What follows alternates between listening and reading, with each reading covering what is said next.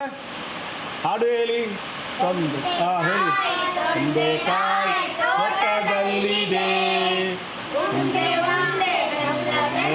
ಹಬ್ಬದಲ್ಲಿ ಟ್ಯೂಷನ್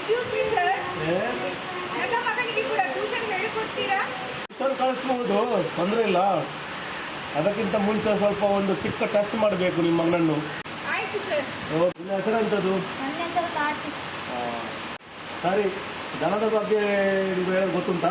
ಗೊತ್ತುಂಟು ಸರ್. ಮಾಡಿ ತೋರಿಸ್ಬೋದಾ? Okay sir. ಸರಿ, ಮಾಡಿ ತೋರಿಸು.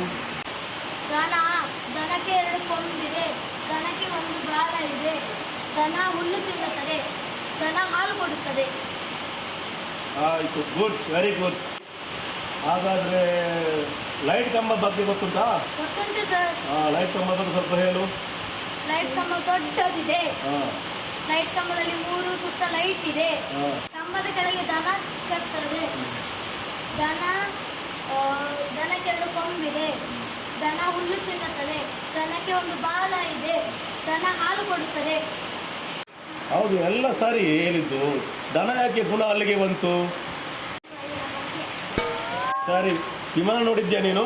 ನೋಡಿದ್ದೀನಿ ಸರ್. ವಿಮಾನದ ಬಗ್ಗೆ ಸ್ವಲ್ಪ ಹೇಳು ನನಗೆ. ವಿಮಾನ ದೊಡ್ಡದಿದೆ.